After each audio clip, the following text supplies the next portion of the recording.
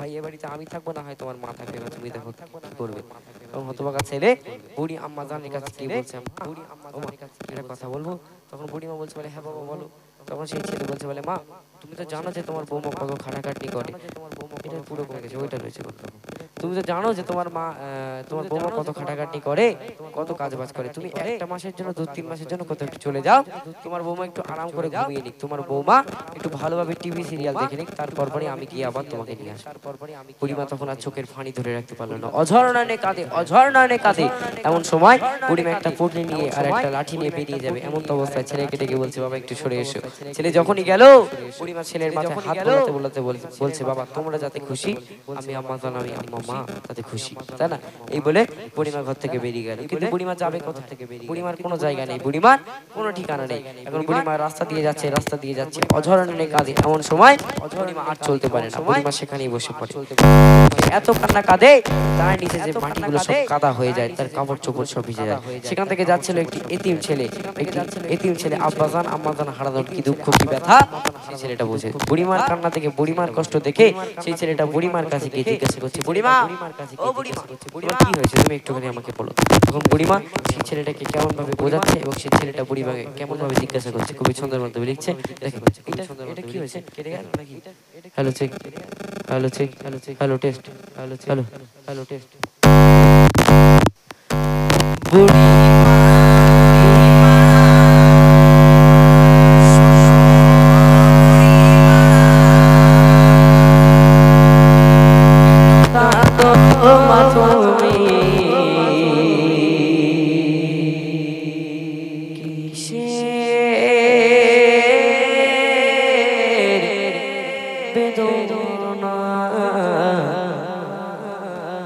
মাগো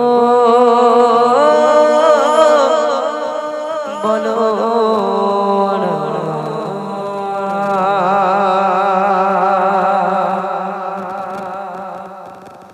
বুড়িমা শোনো বুড়িমা শোনো বুড়িমা কেন কাঁদো মা তুমি কিসের বেদনা, কেন কাঁদো মা তুমি আমায় বলো না। বুড়িমা শোনো বুড়িমা শোনো বুড়িমা কেন কাঁদো মা তুমি কিসের কাঁদো মা তুমি আমায় বলো না।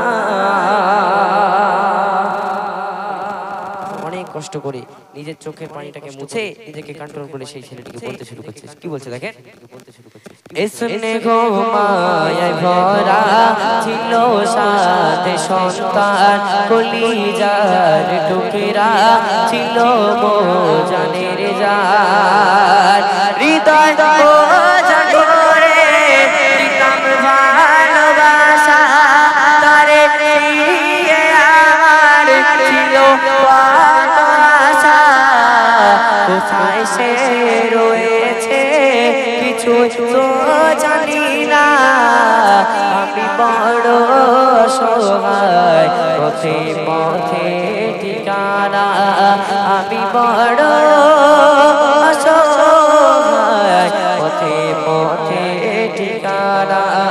বুড়িমা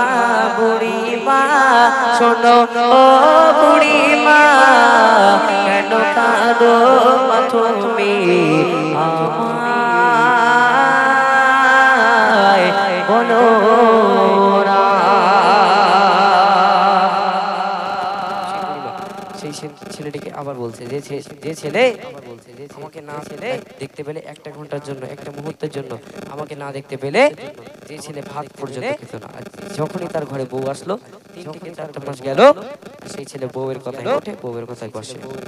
এখানে অনেক যুবক আছে তোমাদের বিয়ে হয়েছে, এখানে কিছু এখানে আছে বিয়ে হয়েছে তো যাক মাশাআল্লাহ, তার বউর কথায় ওঠে আর বউর কথায় বসে না তো, এরকম আছে বলে হ্যাঁ আছে, খবরদার ওরকম করলে চলবে না। আম্মাজান হচ্ছে এক নিয়ামত, যার কাছে আছে সে গুরুত্ব বুঝবে না, যখনই চলে যাবে দুনিয়া থেকে তখনই বোঝা যাবে আম্মাজান কি নিয়ামত, তখনই বোঝা যাবে। তখন সেই বুড়িমাটা বলছে যে একদিন হঠাৎ করে আমার ছেলে আমার কাছে এসে বলছে, মা তোমার ভার আমি বইতে পারবো না, সপ্তাহে 1000 টাকা 1500 টাকার করে 2000 টাকার করে তোমার ঔষধ কিনে দিতে হয়, ঔষধ আমি আর কিনে দিতে পারবো না, তোমার রাস্তা আমায় বলো না। সেই বুড়িমা নিজের কান্নাটাকে কষ্ট দিও না। আম্মাজান কি নিয়ম, অত কষ্টের পরেও সেই ছেলে যখন ঘাড় ধাক্কা দিয়ে বাড়ি থেকে বার করে দিল, এত কষ্টের পরেও ওই পরিস্থিতির মধ্যে থেকেও আম্মাজান ছেলের জন্য একটু পরিমাণও বদদোয়া করে না। আম্মাজান হাত তুলে দোয়া করছে, আল্লাহ পাক রব্বুল আলামিন আমার ছেলে যেখানেই থাকুক, আমার ছেলে যেমন অবস্থায় থাকুক, তুমি তাকে ভালো রাখো, তুমি তাকে সুখে রাখো, এটাই বলে আম্মাজান, তাই না? তো চলেন শেষ কথায় কবি ছন্দের মাধ্যমে আমার শিক্ষাগুরু হাফেজ কারি কবি শিল্পী আমার যুবক ভাইদের উদ্দেশ্যে কি বলতে চাইছে একটু শুনবেন। যে মায়ের হাসিতে খোদার জান্নাত আসে, যে মায়ের পরশে হাজার দুঃখ মোছে, যে মায়ের হাসিতে খোদার জান্নাত আসে, যে মায়ের পরশে হাজার দুঃখ মোছে, সে কালো দেওয়া তোমার মুখে ভাষা রাখা দেওয়া সঠিক পথ দিশা, ওই মিরান তোমার বেগেস্তে খাজানা, ও যুবক ভাই তোমার বেগেস্তে খাজানা, প্রেম মায়া মমতায় সেরা উপমা, প্রেম মায়া মমতায় সেরা উপমা, বুড়িমা বুড়িমা শোনো বুড়িমা,